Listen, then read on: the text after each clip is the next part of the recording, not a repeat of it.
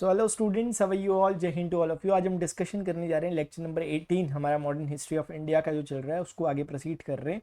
Last time इसमें मैंने जो आपको बताया था कि हम यहाँ पर शिक्षा को पढ़ना हमने शुरू किया है कि भारतीय औपनिवेशिक काल में उस समय ब्रिटिश भारत में शिक्षा पर किस किस तरह के काम किए गए थे। उसकी जो ब्रीफ स्टोरी मैंने आपको लास्ट टाइम बताई थी उसे मैं थोड़ा सा बता देता हूँ अगले 1-2 मिनट के अंदर, ताकि हम चीज़ों को लिंक कर सकें। आज के दिन हमने जो टॉपिक्स पढ़ने हमने पढ़ना है कि शिक्षा के क्षेत्र में जो सुधार हुए थे उनमें किस किस तरह से प्राच्यवादी और पाश्चात्यवादियों के बीच में यानी एंग्लिस्ट और ओरिएंटलिस्ट के बीच में संघर्ष हुआ था, एक मतभेद हुआ था। और दूसरा हम पढ़ेंगे किस तरीके से वुड्स डिस्पैच आया, उसकी क्या क्या बातें लिखी गई थी, कैसे डब्ल्यू हंटर आयोग आया कि उसने वुड्स डिस्पैच आयोग की समीक्षा करी थी। ये बातें आज हम पढ़ने वाले हैं। लेकिन जो हमने पढ़ लिया लास्ट टाइम वो क्या है? वो सर हमने लास्ट टाइम जो पढ़ा हुआ है ना उसमें हमने देखा कि किस तरह से भारत में शिक्षा के विस्तार को हम देख रहे हैं कि ब्रिटिश काल में ये हुआ। इसकी शुरुआत होती है लगभग 1781 ईस्वी से हम पढ़ना स्टार्ट करते हैं। वैसे अगर हम देखें तो 1776 ईस्वी के करीब करीब एक व्यक्ति मैंने बताया था, हेलहेड नाम है उनका, उन्होंने जेंटूज लॉ करके एक उन्होंने द कोड ऑफ जेंटूज लॉ कर मनुस्मृति का अंग्रेजी में रूपांतरण करा जा चुका है। ठीक है, मनुस्मृति का फारसी से अंग्रेजी में रूपांतरण किया जा चुका है क्योंकि मुगल काल के दौरान मनुस्मृति का संस्कृत से फारसी में रूपांतरण किया गया था ताकि जो हिंदू हैं उनको उसी के अकॉर्डिंग सजा या फिर दंड दिया जा सके अगर वो कोई गलती करते हैं, कोई क्राइम करते हैं, इस तरीके से मनुस्मृति के आधार पर। अब उसके बाद मैंने लास्ट टाइम आपको बताया था, आपको सारी की सारी स्टोरी याद होनी चाहिए कि मैंने आपको कुछ जिक्र किए थे। 1781 मैंने आपको बताया था, 1784 फिर मैंने आपको बताया था, 1784 के बाद 1787 मान लो, 1789 करीब मान सकते हैं आप। उसके बाद 1791 आएगा, उसके बाद 1799 का एक टाइम पीरियड है और 1800। ये कुछ छोटे छोटे टाइम इंस्टेंट थे जो मैंने आपको सब बोला था कि आपको हमेशा ध्यान रखना है और ऐसे ही पढ़ना है। इस तरीके से पढ़ोगे तो चीजें कंप्रेस्ड रहेंगी और आपको अच्छे से समझ में आएंगी कौन सा इस वे में। इधर देखो, 1781 बिल्कुल याद होगा, मैं लिखूंगा नहीं, आपको सिर्फ बताता हुआ टिक मार्क करता हुआ चल रहा हूं। इस समय कलकत्ता मदरसे की स्थापना वॉरेन हेस्टिंग्स ने करवाई थी, जिसका मुख्य उद्देश्य एक तरह से कानूनी व्यवस्था के लिए कुछ लोगों को शिक्षित करना था, ताकि छोटे मोटे जो गांव वगैरह में जो कानून व्यवस्था है उसको चलाने के लिए कुछ वकीलों की, कुछ जजों की जरूरत थी। उसके लिए उन्हें एक शिक्षा दी जा रही थी उनकी फारसी वगैरह वाली भाषा में, जिसका नाम था कलकत्ते मदरसे में दी जा रही थी। एक बात, 1784 में एशियाटिक सोसाइटी ऑफ बंगाल की स्थापना हुई है। ध्यान रखिए, आगे चलकर 1804 ईस्वी में एशियाटिक सोसाइटी ऑफ बॉम्बे की स्थापना होती है और 1823 में एशियाटिक सोसाइटी ऑफ लंदन की भी स्थापना होगी। लेकिन उससे अभी कोई जिक्र नहीं है, सिर्फ जिक्र है एशियाटिक सोसाइटी ऑफ बंगाल की स्थापना, जिसका प्रमुख उद्देश्य था भारतीय संस्कृति को पुनर्जागृत करना। इसका मुख्य उद्देश्य था कि भारत के खोए हुए प्राचीन जो कल्चर है, जो संस्कृति है, उसको दोबारा से पुनर्जीवित करना, यह इसका काम था। यानी कि आज की डेट में जो अगर हम पढ़ते हैं अपने प्राचीन भारत के इतिहास को, जहां पर हम हड़प्पा सिविलाइजेशन, सिंधुकालीन सभ्यता या फिर अशोक, चाणक्य, इन सब चीजों के बारे में जहां हम पढ़ते हैं, तो वो प्राचीन भारत के इतिहास को कहीं ना कहीं पुनर्जीवित करने का काम इस सोसाइटी ने किया था। आगे चलकर भी इसका पूरा योगदान इसमें आता है। ठीक है, 1787 ईस्वी में हम देखें तो इसके दो सदस्य थे, एक का नाम विलियम जोन्स है, एक का नाम विलिकिंसन है। लास्ट टाइम बताया था, विलिकिंसन ने श्रीमद् भागवत गीता का अंग्रेजी में रूपांतरण किया संस्कृत से, और हितोपदेश का भी उन्होंने संस्कृत में रूपांतरण किया। हितोपदेश जो है एक पंडित नारायण करके एक व्यक्ति है, उनके द्वारा लिखा गया था हितोपदेश, और उसका रूपांतरण किया। श्रीमद् भागवत गीता तो हम जानते ही हैं। तो कुल मिलाकर इन दोनों का रूपांतरण विलिकिंसन के द्वारा किया गया था। मैं लास्ट टाइम की चीज रिवाइज करा रहा हूं, जबकि हमें आज बहुत कुछ करना है, लेकिन ये जरूरी है। उसके बाद 1789 के करीब करीब विलियम जोन्स ने अभिज्ञान शकुंतलम, विलियम जोन्स जो यहाँ पे एशियाटिक सोसाइटी के मेंबर है, अभिज्ञान शकुंतलम, और दूसरा उन्होंने जयदेव के द्वारा लिखा गया गीत गोविंद का उन्होंने अंग्रेजी रूपांतरण कराया विलियम जोन्स ने। 1791 के करीब करीब जोनाथन डंकन ने, 1781 के ठीक 10 साल बाद जोनाथन डंकन ने संस्कृत कॉलेज की स्थापना करी है बनारस में, जिसका 1954 ईस्वी में भारत की आजादी के बाद, जो कि एक यूनिवर्सिटी बन चुका था संस्कृत कॉलेज, और आज की डेट में उसका नाम स्वामी संपूर्णानंद संस्कृत यूनिवर्सिटी है। तो ये भी समझ में आ रहा है। 1799 ईस्वी की अगर हम बात करें कि 1799 में क्या हुआ, तो सर 1799 में मैंने कुछ जिक्र किया था हल्का सा कि 3 लोग थे, यानी कि हम मंगल ग्रह पे गए, आम तोड़ने, वार्डन आ गया, यानी कि मार्शमैन, मार्स मतलब मंगल से, मार्शमैन, और वार्ड, एक व्यक्ति का नाम वार्ड है, और एक का नाम है कैरी, कैरी मतलब आम से, मैंने समझाया था। तो उन तीनों को सीरमपुर ट्रायो कहा जाता था, जिन्होंने डच बस्तियों में जाकर समाज सेवा के काम किए थे, और अंग्रेज इनसे काफी ज्यादा चिढ़ रहे थे, जबकि ये भी लोग अंग्रेजी थे। दूसरा, 1800 ईस्वी में फोर्ट विलियम कॉलेज की स्थापना वेलेजली ने की थी। लॉर्ड वेलेजली तत्कालीन बंगाल का गवर्नर जनरल जो था, उसने फोर्ट विलियम कॉलेज की स्थापना करी, जिसका प्रमुख उद्देश्य था कि जो सिविल सेवक होंगे, जो अपने जो ईस्ट इंडिया कंपनी की जो सिविल सर्वेंट्स होंगे, उन लोगों को तैयार करना, आगे के लिए उनको ट्रेनिंग देना। लेकिन इसको जल्द ही 2-3 सालों में बंद करवा दिया गया, क्योंकि कोर्ट ऑफ डायरेक्टर्स का इसमें निर्णय आ गया था कि इसे बंद करो। मैंने कुछ भी नहीं पढ़ाया अभी, मैंने सिर्फ रिवाइज कराया है, उसमें टाइम लिया क्योंकि मुझे पता है ये जरूरी है टाइम देना। अब हम आगे बढ़ते हैं, प्लीज बिना प्रीवियस लेक्चर देखे मत आया करो, पहले उसे देखा करो तो बहुत अच्छा लिंक बनेगा। अब हम बढ़ रहे हैं आगे की तरफ, अब सिलसिला आगे की तरफ बढ़ेगा, और आगे की तरफ क्या होगा सर, आगे की तरफ ना दो चीजों में देखो, एक बात आपको मैंने पहले भी बताई है, दोबारा मैं आज बता रहा हूं। 1813 ईस्वी में ऐसा है ना कि जो इंग्लैंड की संसद है वो समय समय पर भारत में जो कंपनी अपना काम कर रही है उसके लिए नियम कायदे कानून बनाती रह रही है, वहां की संसद। 1773 में इसने शुरुआत की है रेगुलेटिंग एक्ट से, फिर 1784 के करीब पिट्स इंडिया एक्ट, फिर 1791-93 के करीब उसने अपना एक चार्टर दिया 93 में, और उसके बाद 1813 में यानी कि 20 साल बाद दोबारा एक चार्टर आता है। इन चार्टर्स को हम बहुत डिटेल में अच्छे से पढ़ेंगे, लेकिन जहां पे जो रेफरेंस आ रहा है वो हल्का सा जिक्र करके आगे बढ़ जा रहा हूं। यहां का रेफरेंस ये है कि 1813 में बहुत सारे कुछ खास खास काम हुए चार्टर में बोले गए थे, जिसमें एक सबसे प्रमुख काम है जिसकी अभी भली रेलिवेंसी नहीं है, लेकिन एक काम यह है कि इसमें इनके व्यापारिक एकाधिकार को खत्म कर दिया गया था, क्योंकि आप जानते हैं कि ईस्ट इंडिया कंपनी को एक मोनोपोली मिली थी 17 जब वो शुरुआत में आ रहे थे, जब महारानी एलिजाबेथ ने उन्हें परमिशन दी थी, तो उन्हें एक मोनोपोली की परमिशन मिली थी कि आपके अलावा इंग्लैंड से यहां से कोई व्यापार नहीं करेगा दूसरी कंपनी। लेकिन 1813 में फ्री ट्रेड कर दिया गया, यानी मार्केट को ओपन कर दिया गया और मोनोपोली को खत्म कर दिया गया था। इनके विशेषाधिकार को छीन लिया गया था, लेकिन चाय पर विशेषाधिकार इनका अभी भी था, एकाधिकार, और चीन के साथ व्यापार करने का इनका एकाधिकार अभी भी बरकरार था, जो कि लगभग 20 साल बाद फिर से खत्म वो भी हो जाएगा जो बचा हुआ। आप इस पॉइंट को ज्यादा डिस्कस मत करो, क्योंकि इसको मैं आगे दोबारा डिस्कस करूंगा, अभी सिर्फ मैंने आपको हिंट दे दिया, क्योंकि आगे मुझे इस पॉइंट को दोबारा बताना है आपको जब हम आगे जाकर पढ़ेंगे उनके आर्थिक नीतियों के बारे में, ठीक है। अभी के लिए जो रेलेवेंट पॉइंट है माय डियर स्टूडेंट्स वो ये है कि 1813 में 1 लाख रुपए प्रतिवर्ष शिक्षा पे खर्च करने का एक बजट आया था। इसमें बोला गया था कि आपको 1 लाख रुपए हम भारत की जो एजुकेशन है उस पर खर्च करना है, 1 लाख रुपए प्रतिवर्ष, जो कि देखा जाए तो बहुत कम है, उस समय भारत की स्थिति कितनी चल रही है। आपको याद होगा कि 1813 में मात्र 1 लाख, अगर आप पैसे की वैल्यू लेना चाहो ना कितनी होगी, तो आपको याद होना चाहिए कि 1792 में जो श्रीरंगपत्तनम की संधि हुई थी, 3 करोड़ रुपए टीपू सुल्तान से युद्ध क्षतिपूर्ति के रूप में लिए गए थे। तो आप आइडिया लगा सकते हो कि उसके कितने टाइम बाद कायदे से पैसा और वैसा मतलब कीमतें बढ़ रही होंगी, लेकिन 3 करोड़ रुपए उस समय युद्ध क्षतिपूर्ति में लिए थे। तो एक बारी में लग रहा हो सकता है कम होंगे, लेकिन फिर आप सोच लो कि 1 लाख रुपए प्रतिवर्ष शिक्षा के लिए दिए जा रहे हैं, तो क्या आइडिया लगा सकते हो आप उस समय के कि कितना शिक्षा में नाम मात्र के बराबर ऊंट के मुंह में जीरा टाइप का डाला जा रहा था। अब इसी में एक दिक्कत की बात हो जाती है कि अभी चलो इतना भी ठीक है, लेकिन मुद्दा यहीं पे आकर अटक जाता है कि 1813 के चार्टर में दिए गए 1 लाख रुपए प्रतिवर्ष का हिसाब किताब कैसे किया जाए, यानी कि इस शिक्षा पे के क्या सिद्धांत बनाए जाएं, किस आधार पर भारतीयों को शिक्षित किया जाए। क्या उन्हें यूरोपियन धर्रे की शिक्षा दी जाए, या फिर उन्हें उनके प्राचीन भारत के बारे में, उनके कल्चर के बारे में उन्हें पढ़ाया जाए, यानी पैसे को खर्च कैसे किया जाए, ये क्वेश्चन खड़ा उठ गया। ये एक कमेटी बनी थी, इसे हम कहते हैं कि एक पब्लिक एजुकेशन कमेटी बनी थी, general public education committee, general public education committee बनी, जो कि लगभग 1828 से 35 के टाइम पीरियड में, जो कि हम वैसे अगर आपको डाउट हो रहा होगा तो ज्यादा दिक्कत में मत आना, ये विलियम बेंटिक का टाइम पीरियड है। आप ये मत सोचना कि कैसे, मैं बार बार समय समय पर कराता रहता हूं, पिछले वाले गवर्नर्स को हम ऑलरेडी कवर कर चुके हैं। ऑलरेडी कवर कैसे, घटनाओं के साथ साथ, इसको भी मैं एक बारी में आपको बता दूंगा कि कम से कम 1800 से लेकर 1850 तक के 58 तक के गवर्नर एक बारी में बता दूंगा, वैसे मैंने बताया भी है पीछे अगर आपको याद होगा तो, ठीक है, लेकिन इसकी टेंशन मत लेना। तो ये अलग से याद नहीं किया जाता, इसको पहले हम सेपरेटली देख लेते हैं कि विलियम बेंटिक वगैरह ये क्या क्या है गवर्नर, उसके बाद हम देखते हैं कि इस टाइम पीरियड में कौन रहा होगा। तो इस टाइम पीरियड में विलियम बेंटिक थे। अब होता है ये विलियम बेंटिक 1813 के बाद ना 1833 में भी एक चार्टर आता है, कंफ्यूज मत होना, बाद में हम डिटेल में पढ़ेंगे इन चार्टर वगैरह को, लेकिन अभी मैं हल्का हल्का सा बोल दे रहा हूं, तो हो सके तो क्या पता समझ में आ जाए आपको, इसलिए बोल दे रहा हूं। 1833 में एक चार्टर आया था जिसमें यह तय किया गया कि जो बंगाल का गवर्नर जनरल है अब वो भारत का गवर्नर जनरल कहलाएगा। इसीलिए इस टाइम पीरियड में विलियम बेंटिक शुरुआत में तो गवर्नर जनरल के तौर पे थे बंगाल के, लेकिन 33 से 35 के बीच में उन्होंने भारत के गवर्नर जनरल के रूप में काम किया। इसीलिए लोग कहते हैं कि भारत का पहला governor general William Bentinck, Lord William Bentinck, और बंगाल का अंतिम गवर्नर जनरल भी लॉर्ड विलियम बेंटिक, क्योंकि इन्हीं के टाइम पीरियड में बंगाल के अंतिम गवर्नर जनरल का पद समाप्त हुआ, भारत के गवर्नर जनरल का पद सृजित हुआ। शायद आप मेरी बात समझ रहे होंगे। कुल मिलाकर इनकी टाइम पीरियड में कमेटी बनाई गई और इस कमेटी में लगभग 10 सदस्य मौजूद थे। इन 10 सदस्यों को यह काम सौंपा गया कि आप ये तय करो कि शिक्षा का माध्यम क्या होना चाहिए, शिक्षा का तरीका क्या होना चाहिए, क्या हमारे सिद्धांत होने चाहिए, किस तरीके से स्कूल व्यवस्था होनी चाहिए।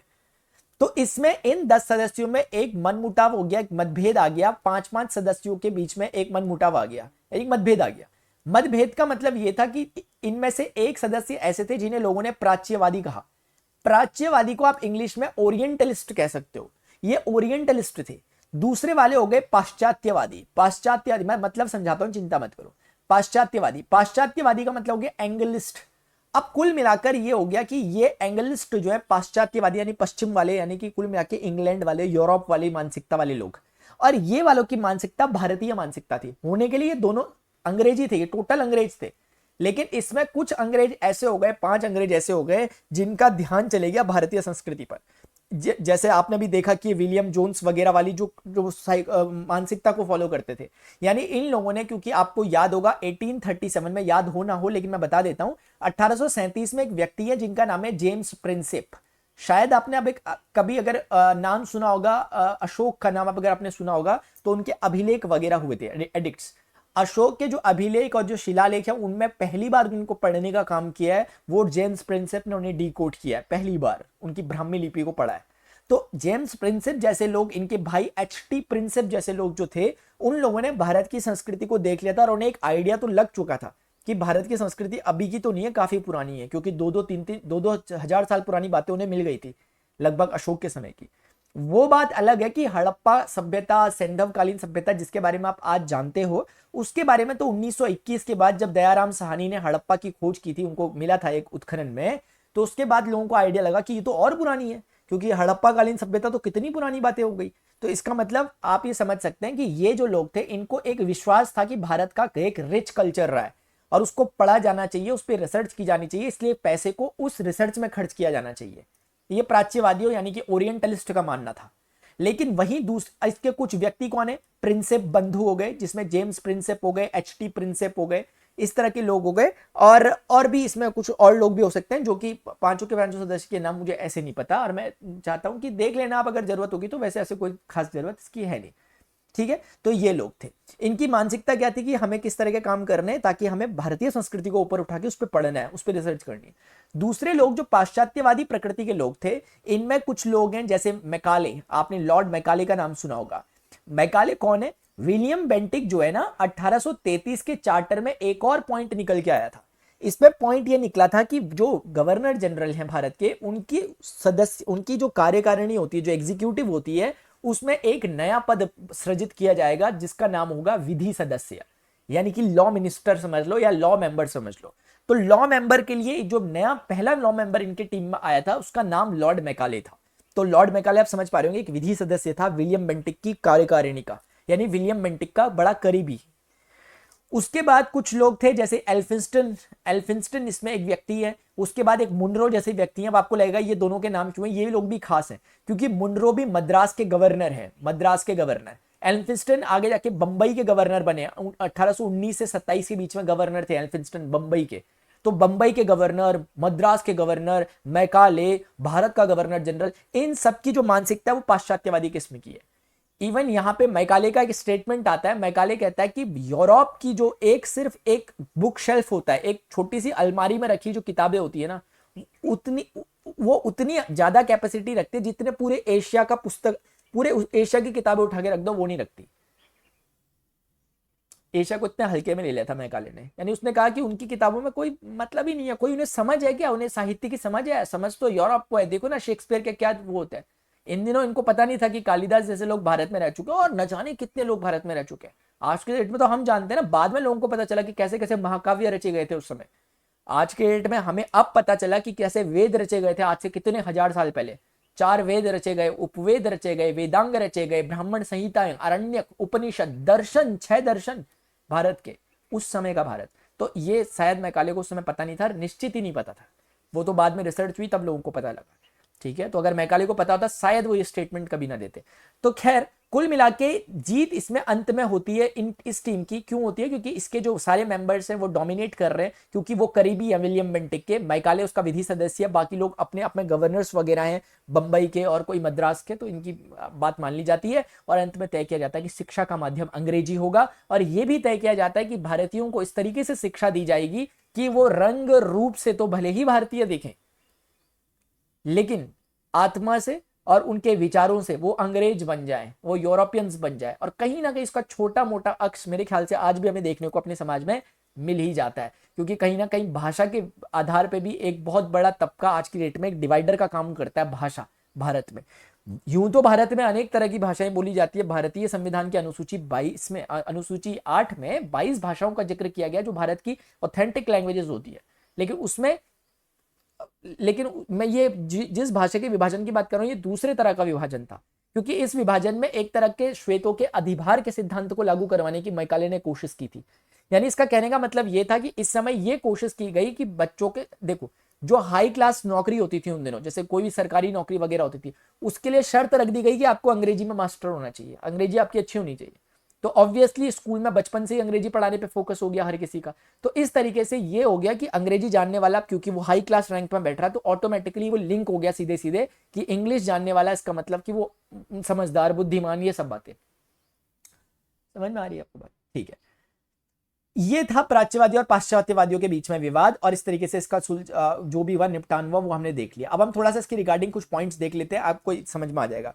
देखो ये मैंने आपको, अच्छा ये चीजें तो मैं डिस्कस कर चुका हूं ना, मैं डायरेक्ट वहां पे आता हूं जो हमने डिस्कस आज करना था। देखिए ये चीजें, ये मैंने आपको बोला, ये बता दिया, जो नहीं बताया वो पढ़ाऊंगा सिर्फ, ये भी बता दिया, ये भी बता दिया, और ये भी बता दिया, सब कुछ बता दिया। अब उसके बाद मैकाले का एक अधोगामी निस्संदन का सिद्धांत है। देखिए मैकाले ने, आप वहां में देखो, मैं बता रहा हूं पहले, उसके बाद पढ़ लेना। मैकाले का एक अधोगामी निस्संदन का सिद्धांत, ऐसे कहते हैं डाउनवर्ड फिल्टरेशन थ्योरी। मैकाले ने क्या कहा था कि शुरुआत में मैकाले का ये कहना था कि आप ना जो इस शिक्षा में पैसा खर्च कर रहे हो इसको थोड़ा तरीके से करो, क्योंकि पैसा में कम ही खर्च करना है, ज्यादा खर्चा नहीं करना है इनके ऊपर, क्योंकि हम इनका भला वगैरह करने नहीं आ रहे, हमें तो अपना व्यापार बिजनेस करना है। तो कैसे करेंगे सर? मैकाले ने कहा कि आप ऐसा करो जैसे कि एक अपने पास एक वो होती है ना, छन्नी टाइप की होती है, उस छन्नी की तरह इनको शिक्षा देंगे हम। यानी जो ऊपरी हिस्सा है, जो अपर मिडिल क्लास के लोग हैं, यानी कि मिडिल क्लास में भी अपर मिडिल क्लास, दो तरह के मिडिल क्लास में भी अपर मिडिल क्लास जो लोग हैं, उन लोगों को सिर्फ शिक्षित करने का काम करो, उन्हीं पर थोड़ा बहुत पैसा खर्च करो। और इससे क्या होगा कि धीरे धीरे छन छन के शिक्षा बाकी लोगों तक भी पहुंच जाएगी। जिस तरह से आज की डेट में भारत में स्थिति यह है कि अनिवार्य शिक्षा की गई है, भारत के संविधान में इस तरह का जिक्र कर दिया गया, मौलिक अधिकारों में यह आ चुका है कि अनिवार्य एवं निःशुल्क शिक्षा का प्रावधान किया गया है छोटे बच्चों के लिए। उस तरह का उनका मोटिव नहीं था, उनको कोई ये नहीं था कि हर एक बच्चा वहां शिक्षित हो या साक्षरता का स्तर बढ़े, उनको कोई इससे मतलब नहीं था। इसलिए उन्होंने अपने पैसे को कम से कम खर्चो, इसीलिए अधोगामी निस्संदन का सिद्धांत लाए, और ये लाने वाले व्यक्ति का नाम क्या my dear? Macaulay. I hope आपको इतनी बात समझ में आ गई होगी। अब हम बढ़ रहे हैं अपने नेक्स्ट टॉपिक की तरफ। नेक्स्ट टॉपिक क्या है? Wood's despatch. तो हमें क्या समझ में आया कि 1828 से 35 के बीच में हुआ जो ये टाइम पीरियड था, जो लॉर्ड विलियम बेंटिक का टाइम पीरियड था, इसी में पाश्चात्यवादियों और प्राच्यवादियों के बीच में एक विवाद हुआ, जिस विवाद में अंत में पाश्चात्यवादियों की बात मानी गई और शिक्षा का माध्यम अंग्रेजी रखा गया और अंग्रेजी धर्रे पे शिक्षा देनी शुरू कर दी गई। लेकिन इसके बाद एक अगला टाइम पीरियड आता है, वो है 1854 का। एक यहां पर एक व्यक्ति है, बोर्ड ऑफ डायरेक्टर्स के अध्यक्ष हैं, इनका नाम है वुड्स। क्या नाम है इनका? वुड। तो बेसिकली इनका नाम वुड है, और इसे वुड्स का घोषणा पत्र या वुड्स डिस्पैच कहते हैं इंग्लिश में। तो वुड्स का घोषणा पत्र आप इसे कह सकते हो वैसे हिंदी में। तो वुड्स का जो घोषणा पत्र था, सबसे पहली बात ये किससे संबंधित था? ये शिक्षा से संबंधित था। क्या क्योंकि आपके एग्जाम में क्वेश्चन कैसे भी पूछा जा सकता है। आपके एग्जाम में क्वेश्चन ऐसे आ सकता है कि आप ये बताइए इनमें से कौन कौन से शिक्षा से संबंधित आयोग है या शिक्षा से संबंधित चीजें हैं। तो उसमें बहुत सारे ऑप्शन हो सकते हैं। वैसे ही वुड्स घोषणा पत्र ऑब्वियसली शिक्षा से संबंधित है। जब हम डिटेल में पढ़ते हैं तो ऐसे छोटे छोटे क्वेश्चन ऑटोमेटिकली हमारे कवर हो जाते हैं, क्योंकि हम पढ़ने वाले हैं सिर्फ इतना नहीं कि वुड्स घोषणा पत्र शिक्षा से संबंधित है, हम ये भी पढ़ेंगे कि इस घोषणा पत्र में बोला क्या गया था। आई होप आप समझ रहे होंगे बात को जो मैं बता रहा हूं। प्लीज नीचे कमेंट सेक्शन में जरूर बताते रहना। वुड्स घोषणा पत्र जो आपको दिखाई दे रहा है, इसमें कुछ पॉइंट्स यहां पर बोले गए हैं, मैं आपके साथ फटाफट से डिस्कस करता हूं। 1854 में वुड्स घोषणा पत्र आया। इसका मुख्य उद्देश्य यह था कि भारत में शिक्षा को थोड़ा सा जरा ठीक ठाक करना, मॉडिफाई करना, उसमें किस तरह के चेंजेस किए जा सकते हैं, कैसे सुधार किए जा सकते हैं, उन पर अपना एक घोषणा पत्र देना, अपने कुछ सुझाव देना। वुड्स ने कुछ सुझाव दिए। उनमें सबसे पहला सुझाव वुड्स ने कहा कि सरकार का एक अपना उत्तरदायित्व, सरकारी उत्तरदायित्व। मैं टैग फॉर्म में लिख रहा हूं क्योंकि आगे सारी बातें डिटेल में लिखी है मैंने पीडीएफ में, इसकी आगे लिखी है स्लाइड्स में, समझाने के लिए लिख रहा हूं। मैं अभी एक्सप्लेन करता हूं इन चीजों को। देखो इन्होंने कहा कि जिस तरह से आपने वो जो डाउनवर्ड फिल्टरेशन थ्योरी जो है, उस थ्योरी को आपने कर रखा है, उसके हिसाब से काम नहीं चलेगा। उसके हिसाब से काम नहीं चलेगा का मतलब यह है कि आपको शिक्षित हर एक को करना पड़ेगा और ये सरकार का उत्तरदायित्व है। सरकार यानी कि जो इस समय भारत में गवर्नर जनरल वगैरह जो लोग यहाँ पे काम कर रहे हैं उनका उत्तरदायित्व है कि ये करना कि भारतीयों को भी शिक्षा देना और हर एक को शिक्षा देना। इसीलिए उन्होंने हम कह सकते हैं कि जो डाउनवर्ड फिल्टरेशन जो थ्योरी थी उसको उन्होंने नकार दिया और उसका उन्होंने विरोध किया। तो कई बार आपसे स्टेटमेंट में क्वेश्चन पूछा जा सकता है कि वुड्स डिस्पैच में डाउनवर्ड फिल्टरेशन थ्योरी जो कि मैकाले के द्वारा दी गई थी उसका समर्थन किया गया। नहीं सर, समर्थन नहीं किया गया, उसका विरोध किया गया कि ये गलत बात है। उसके बाद इन्होंने एक काम और करा, इन्होंने कहा कि जैसे इंग्लैंड में हमारे पास लंदन यूनिवर्सिटी और बड़ी बड़ी अच्छी अच्छी कैम्ब्रिज यूनिवर्सिटी टाइप की बड़ी बड़ी अच्छी यूनिवर्सिटी है, उनकी ही तर्ज पर उनके ही जैसे भारत में भी बड़ी बड़ी यूनिवर्सिटी बनेंगी तो ही शिक्षा का विस्तार हो सकता है। इसका मतलब उन्होंने कहा कि बड़े बड़े विश्वविद्यालय खोलने पर उन्होंने फोकस किया। उन्होंने बोला बड़े बड़े विश्वविद्यालय जितने ज्यादा खोले जाएंगे उतनी अच्छी शिक्षा का यहाँ पर इन्वायरमेंट बनेगा। एक बात अभी डिटेल में हम देखेंगे। और क्या बोला, और उन्होंने बोला महिला साक्षरता पर, यह पॉइंट मुझे बहुत सही लगा इनका। इन्होंने कहा कि महिला साक्षरता पर आपको ध्यान देना होगा, आपको इसे नेग्लेक्ट नहीं करना होगा, इसे उन्हें उपेक्षित नहीं रखना होगा। महिलाओं की साक्षरता पर भी आपको विशेष ध्यान देना चाहिए क्योंकि महिलाएं साक्षर होंगी तो परिवार अपने आप साक्षर हो जाएगा, ये इनका मानना था। दूसरा इन्होंने कहा कि अलग अलग राज्यों में आप राज्य शिक्षा बोर्ड की स्थापना करो, राज्य शिक्षा बोर्ड की स्थापना करो। जैसे आज की डेट में आप देखते हो कि CBSE central board secondary education type का है, आपका उत्तराखंड बोर्ड है, गुजरात बोर्ड है, उत्तर प्रदेश बोर्ड है, महाराष्ट्र बोर्ड है, स्टेट बोर्ड होते हैं ना, उस तरह के स्टेट बोर्ड की आप स्थापना करो। इससे क्या होगा कि एक पर्टिकुलर स्टेट बोर्ड को जिम्मेदारी दे दो कि अपने अपने जो इलाके हैं, या इसे ना उन दिनों प्रांत शिक्षा बोर्ड कहा गया था वैसे, ठीक है, क्योंकि उन दिनों प्रोविंस टाइप में बटा हुआ था, तो लेकिन राज्य शिक्षा बोर्ड लगभग वही आप मान सकते हो। इसके अलावा इन्होंने कहा कि जो शिक्षक होते हैं, जो टीचर्स होते हैं, उनके स्किल डेवलपमेंट पर भी काम करो, उनके स्किल डेवलपमेंट पर भी आपको काम करना है, उनके कौशल विकास पर भी आपको काम करना है। यानी कि उनको समझाना है कि क्या पढ़ाने का तरीका होता है, किस तरह की मेथोडोलॉजी होती है, ताकि वो लोग अच्छे से लोगों को पढ़ा सके, बच्चों को पढ़ा सके। तो इस तरह के पॉइंट इन्होंने कुछ कहे थे।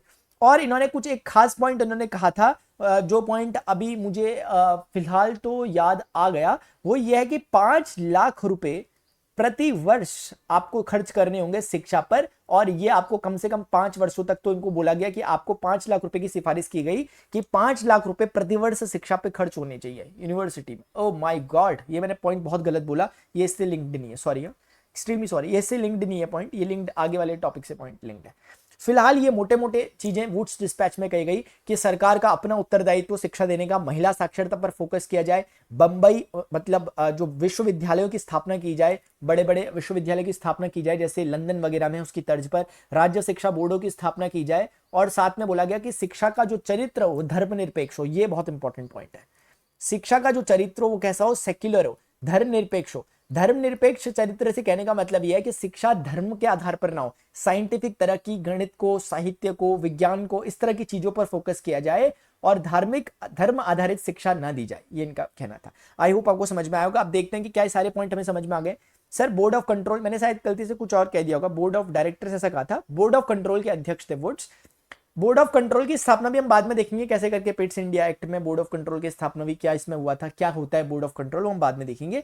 लेकिन अभी इतना है कि आपको इतना पता लग जाए कि चार्ल्स वुड किसी इंसान का नाम है, ठीक है। तत्कालीन गवर्नर जनरल, ऑब्वियसली बताने की जरूरत नहीं है सर, लॉर्ड डलहौजी होगा, क्योंकि लॉर्ड डलहौजी का टाइम पीरियड हम सभी जानते हैं 1848 से लेकर 56 तक का है, और क्योंकि 54 में आया तो अपने आप ही लॉर्ड डलहौजी का टाइम पीरियड होगा, इसमें कोई अलग से बात नहीं है। इसमें जिम्मेदारी यानी कि बोला गया कि इसकी जो जिम्मेदारी होगी वो किसकी जिम्मेदारी है, रिस्पॉन्सिबिलिटी है गवर्नमेंट की। उसके बाद अधोगमन निस्संदन सिद्धांत का जो डाउनवर्ड फिल्टरेशन थ्योरी उसका विरोध किया गया। तीसरी बात ये इंपॉर्टेंट है, इसमें बोला गया कि जो प्राथमिक स्तर की शिक्षा होती है, प्राइमरी एजुकेशन, जहां पे अक्षर ज्ञान दिया जाता है, वो क्षेत्रीय भाषा में, उनकी रीजनल लैंग्वेज, बंगाली या बंगाली, मराठी या मराठी, तेलुगु, तमिल, हिंदी, जो उनकी लैंग्वेज है रीजनल यानी मातृभाषा, उसमें उनको ज्ञान दिया जाए। लेकिन अगर आप इंटरमीडिएट लेवल की पढ़ाई पे पहुंच रहे हो, यानी हाई स्कूल लेवल उस समय इंटरमीडिएट माना जाता था, यानी 10th वगैरह की पढ़ाई में पहुंच रहे हो, तो आप मिक्स्ड एजुकेशन दे सकते हो, यानी कि आप उन्हें Hindi English mix, Bengali English mix, Marathi English mix, ऐसे मिक्स लैंग्वेज में पढ़ा सकते हो। क्यों? क्योंकि जब वो हायर एजुकेशन में जाएंगे तो फिर उनको इंग्लिश में ही पढ़ाई करनी पड़ेगी, ग्लोबल लैंग्वेज में पढ़ाई करनी पड़ेगी उस समय के अनुसार, तो इसीलिए ये इन्होंने बोला। महिला शिक्षा पर ध्यान दिया गया, बिल्कुल सही बात है।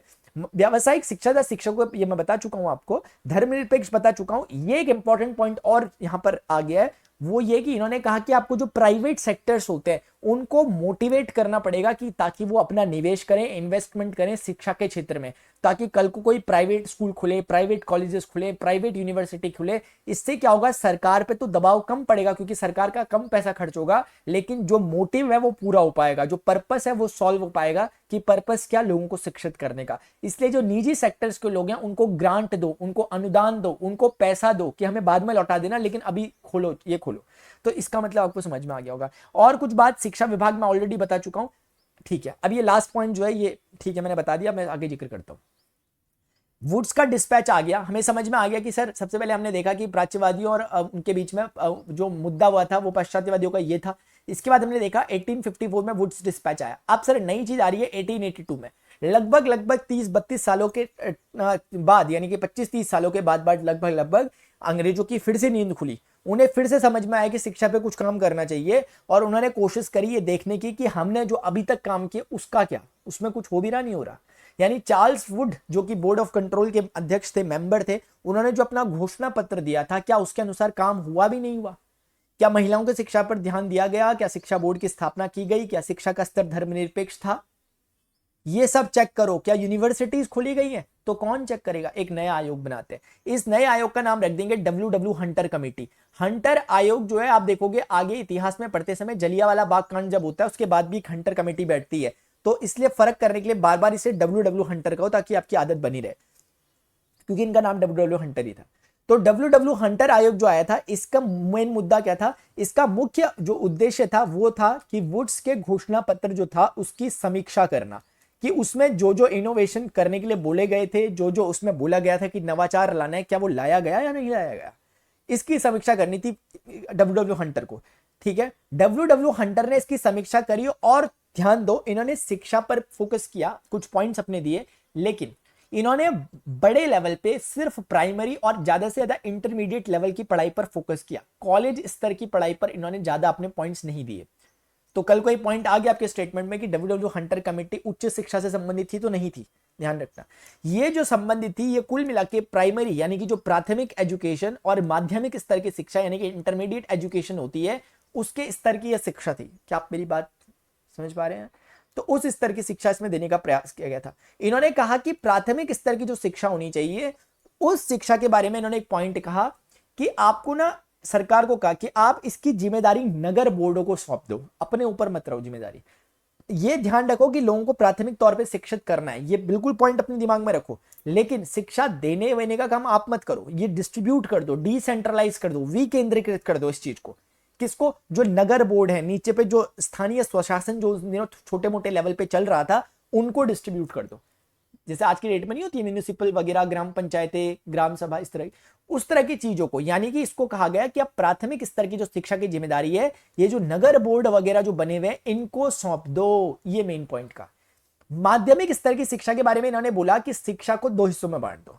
जैसे ही बच्चे को अक्षर ज्ञान हो जाता है, ठीक ठीक उसको साक्षरता आ जाती है, अब उसके सामने विकल्प छोड़ दो 2।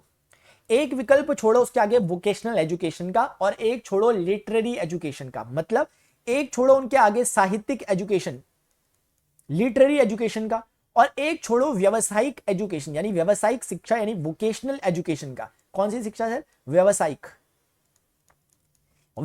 शिक्षा। व्यावसायिक शिक्षा का उनके लिए एक विकल्प छोड़ दो। वोकेशनल एजुकेशन, यहां पे वोकेशनल एजुकेशन है और ये लिटरेरी एजुकेशन है। इसका मतलब ये होगा कि जो बच्चों से पूछ लो कि आगे पढ़ते रहोगे क्या, आपका इंटरेस्ट है आगे कॉलेज पढ़ोगे, बीए, बीकॉम, बीएससी ये करोगे, ग्रेजुएट होगे, फिर उसके बाद पोस्ट ग्रेजुएट होगे, फिर आप उसमें जाओगे, पीएचडी वगैरह करोगे, तो आप इस लाइन को चुनो, साहित्यिक। आप पढ़ाई पे ध्यान दो। उसका मतलब दूसरे वाले हैं कि भैया पढ़ लिया, अक्षर ज्ञान हो गया, कैलकुलेशन आ गया, 2 2 4 होता है, समझ में आ गया, ठीक है, हो गया सब कुछ, अब ऐसा करो, जाओ बिजनेस करो। बिजनेस करने के लिए आपको स्किल सिखाते हैं, आपको बताते हैं कि बटन कैसे बनाते हैं, आपको बताते हैं खिलौने कैसे बनाते हैं, आपको ये बताते हैं वो बताते हैं, आपको बनाना सिखाते हैं चीजें, आपको इस तरह के इक्विपमेंट्स वगैरह सिखाते हैं, इस तरह की वोकेशनल एजुकेशन देते हैं, आपको सिलाई करना सिखाते हैं, कढ़ाई करना सिखाते हैं, इस तरह की, जिससे पैसा कमाया जा सके। तो ये बच्चों पे छोड़ दिया गया। इसलिए माध्यमिक शिक्षा को उन्होंने कहा 2 स्तरों पे बांट दो, एक वोकेशनल और एक लिटरेरी एजुकेशन। शायद आपको मेरी बातचीत समझ में आ रही है। इतना हुआ। समीक्षा के तौर पे उन्होंने कहा यार कि समीक्षा के तौर पे उन्होंने कहा महिलाओं की साक्षरता पे बड़ी बात कर रहे थे वुड साहब, लेकिन आप लोगों ने मानी नहीं इनकी बात, क्योंकि महिलाओं की साक्षरता पर तो ध्यान दिया गया, लेकिन सिर्फ और सिर्फ कुछ चुनिंदा जगहों पे, बॉम्बे में, बंगाल में और अपने मद्रास में, जो प्रेसिडेंसी इलाके, जो शहरी इलाके, सिर्फ उन्हीं जगह आपने महिलाओं की शिक्षा के बारे में सोचा। क्या आपको ये नहीं पता कि इंटीरियर ग्रामीण इलाकों में भी महिलाएं रहती है? क्या उन पर शिक्षा पे खर्चा करना आपकी जिम्मेदारी नहीं थी? तो इन्होंने इस बारे में जिक्र किया कि महिलाओं की साक्षरता पर उतना ज्यादा अपेक्षित जितना था उतना काम हो नहीं सका, इसलिए और काम करो। दूसरा, इन्होंने बोला कि यार, मतलब इन्होंने बोला क्या, अगर हम देखें, असल में मैं आपको ये बताना चाहता हूं कि जब वुड्स ने कहा था कि विश्वविद्यालय खोले जाए, वही पॉइंट इन्होंने कहा। इन्होंने कहा कि यार बॉम्बे में तो आपने बॉम्बे यूनिवर्सिटी खोल दी, आज की बॉम्बे यूनिवर्सिटी, आपने बंगाल यूनिवर्सिटी, कोलकाता यूनिवर्सिटी वगैरह खोल दी, मद्रास में यूनिवर्सिटी खोल दी आपने। ठीक है सर, आप बड़े यूनिवर्सिटीज खोल लो, लेकिन सिर्फ प्रेसिडेंसीज इलाके में आपने ये रेजिडेंसीज प्रेसिडेंसीज खोली है। कोशिश करो और विश्वविद्यालय खोले जाएं, और विश्वविद्यालय खोले जाएं, सिर्फ शहरी इलाकों पर सीमित मत रहो। रिमोट एरियाज, इंटीरियर इलाके, दूरस्थ इलाके, ग्रामीण इलाके जो होते हैं, वहां तक अपनी पहुंच को बढ़ाओ, क्योंकि असली भारत गांव में रहता है, क्योंकि भारत की अधिकतम आबादी ग्रामीण है। भारत ग्रामीण अर्थव्यवस्था को उस समय फॉलो करता था जब तक अंग्रेज नहीं आए थे। तो ग्राम में, ग्रामीण में इलाकों में, गांवों में जाकर शिक्षित करो लोग। और जगहों में इलाकर भी, संयुक्त प्रांत के इलाके, मध्य प्रांत के इलाके, पंजाब के इलाके, इन इलाकों को क्यों छोड़ दे रही, यहां यूनिवर्सिटी खोलो। इनकी बात को तुरंत माना गया, और तुरंत मानते ही इनकी बात को सबसे पहले 1882 में पंजाब में यूनिवर्सिटी खोल दी गई। पंजाब यूनिवर्सिटी आपने सुना होगा। उसके बाद 1887 के करीब करीब आते आते यहां पर एक इलाहाबाद यूनिवर्सिटी खोल दी गई। इलाहाबाद यूनिवर्सिटी यानी इलाहाबाद यूनिवर्सिटी खोली गई, जो कि आज प्रयागराज है। तो आप समझ रहे हो मेरी बात, इस तरीके से यहां पर काम हो रहे हैं। तो आई थिंक आपको ये समझ में आ गया होगा कि किस किस तरीके से यहां पर कारनामे में जो मैंने आपके साथ डिस्कस की। यूनिवर्सिटीज बहुत और भी खोली गई है। इनके आने से पहले 1875 में एक एंग्लो ओरिएंटल कॉलेज की स्थापना की थी सैयद अहमद खान ने। हम देखेंगे बाद में, उनके बारे में पढ़ेंगे, जब हम समाज सुधारकों के बारे में पढ़ रहे होंगे तब हम उस बारे में डिटेल में और पढ़ लेंगे। ठीक है, जो अलीगढ़ मुस्लिम विश्वविद्यालय आपने शायद सुना होगा, वो इसी सैयद अहमद ने जो एंग्लो ओरिएंटल कॉलेज 1875 में खोला था, इसी का नाम आगे पढ़कर अलीगढ़ मुस्लिम यूनिवर्सिटी पड़ा। ठीक है, तो खैर वो इससे लिंक्ड नहीं है अभी तो बात ही है। आई होप आपको समझ में आ गया होगा। अगर आपको समझ में आया, इधर देख लो, देखो हंटर आयोग के बारे में पढ़ लो। 1882 में आया, जो पॉइंट मैंने छोड़ा होगा मैं वो बोलूंगा। मैंने इनमें से कुछ नहीं छोड़ा, ये मैंने नहीं छोड़ा, ये मैंने नहीं छोड़ा, बिल्कुल बता दिया। माध्यमिक शिक्षा 2 स्तर की, लिटरेरी या वोकेशनल है, ठीक है सर, ये भी मैंने डिस्कस कर लिया। उसके बाद हंटर आयोग की सिफारिश पर ये हुआ, ये हुआ। आयोग ने प्रेसिडेंसी के लिए महिला शिक्षा की पर्याप्त उस पर खेद व्यक्त किया। बिल्कुल, सरकार को शीघ्र ही माध्यमिक और कॉलेज शिक्षा के स्तर से हट जाना चाहिए, पूरा फोकस लगाना चाहिए प्राथमिक स्तर की शिक्षा पे, और निजी हाथों में सौंप देना चाहिए, प्राइवेट सेक्टर्स के हाथों में सौंप देना चाहिए शिक्षा को। आई होप आपको इतनी बातें जो मैंने आपको बताई आज वो समझ में आएंगी। मुझे उम्मीद नहीं थी कि आज हम इतना सब कुछ कर लेंगे, वैसे अब पता नहीं टाइम कितना लग गया होगा। ठीक है, मैंने जल्दीबाजी तो नहीं करी, वैसे मैंने बस ये कोशिश की कि मैं थोड़ा सा इधर उधर टाइम जो लगता है, सांस लेने में लगता है, ऐसे करने में थोड़ा सा जो टाइम लगता है वो बच जाए अपना, वो बचाया मैंने। बाकी क्या है कि बाकी आई थिंक आपको समझ में आ गया होगा। आपका जब भी मूड करे ना, मुझे एक बार कमेंट सेक्शन में बोल देना कि सर ना जितना कुछ हमने पढ़ लिया सबका रिवीजन करा दो। एक ही दिन मैराथन ले लेंगे, 10, 12, 25 घंटे की, जितने की बोलोगे। एक दिन लाइव आके सारा गेम फिनिश कर देंगे, पूरे आधुनिक भारत के इतिहास को बिना एक पॉइंट छोड़े हम कवर कर लेंगे। क्योंकि मैं चाहता हूं कि जब भी आप पढ़ो हिस्ट्री वगैरह, ऐसे ही पढ़ो कि बुक के भरोसे ही मत रहो। जितना भरोसा है सारा का सारा अपने अंदर डाल दो, ठीक है, अपने यहां पर डाल दो। और ये कोई बहुत बड़ी चीज नहीं, सबके पास इक्वली सबको मिला हुआ एक ही जैसा सबका ब्रेन है। बस चीजें होती है कि हम उसे सिस्टमेटिकली अगर चीजों को समझने जाए तो चीजें समझ में आती है। क्या कभी आपने किसी को ऐसा बोलते सुना कि यार उसका ना दिमाग कमजोर है इसलिए वो पिक्चरें समझ नहीं पा रहा, मूवीज को समझ नहीं पा रहा? मूवीज चाहे कोई भी बने, वो छोटे से बच्चे से लेकर बड़े प्रोफेसर तक हर किसी को समझ में आती है। तो इसमें इसका मतलब जैसे मूवी समझने में कोई दिमाग का खेल नहीं है, ठीक वैसे ही पढ़ाई करते समय दिमाग का खेल नहीं है। अगर दिमाग का खेल है तो उतना ही जितना सबके पास है, वो दिमाग सबके लिए इक्वल है, उतना ही जितना मूवी को समझने के लिए दिमाग चाहिए उतना ही। क्योंकि बंदर को अगर हम मूवी दिखाएंगे तो वो शायद ना समझ पाए कि मूवी क्या है, इंसान समझ लेता है। इसका मतलब दिमाग में भी फर्क है, लेकिन बंदरों और इंसान के दिमाग में फर्क नहीं है। अभी के लिए डियर स्टूडेंट्स इतना ही। अगर आपको लेक्चर इन्फॉर्मेटिव लगा तो प्लीज वीडियो लेक्चर को जरूर लाइक करें, क्योंकि मैं आपके लिए जो कोशिशें कर रहा हूं यहाँ पे, बहुत सारे काम मैं यहाँ पे कर रहा हूँ। न केवल हिस्ट्री के लिए, ज्योग्राफी में कर रहा हूँ कवर, मैं मैथमेटिक्स ऑप्शनल कवर कर रहा हूँ, सीसेट मैथमेटिक्स को मैं कवर कर रहा हूँ। अभी जैसे ही समय मिलता है, थोड़ी सी बहुत ज्यादा काम इनका हो जाता है कवर, तो मैं पॉलिटी को उठा दूंगा, फिर पॉलिटी को हम कवर करेंगे। और मैं ये नहीं चाहता हूँ कि एक नाम मात्र का हम काम करें कि सिर्फ ऐसा, मैं चाहता हूँ प्रोफिशिएंसी के साथ करें कि जब हिस्ट्री पढ़ रहे हो तो हम हिस्ट्री के विद्वान की तरह पढ़े, जब हम ज्योग्राफी पढ़ रहे हो तो हम बिल्कुल ऐसे ज्योग्राफर की तरह एकदम पढ़े चीजों को। इस तरह का प्रोफिशिएंसी चाहिए, ये नहीं कि सिर्फ नाम का हमने चैप्टर्स उठा दिए, नाम के हमने बुक्स उठा दिया और बस कवर करते हुए चल रहे। मेन पॉइंट है कि आपकी समझ विकसित होनी चाहिए जो हो रही होगी। अभी के लिए इतना ही, मिलते हैं नेक्स्ट सेशन में। Till then goodbye, see you, take care, जय हिंद, बाय बाय।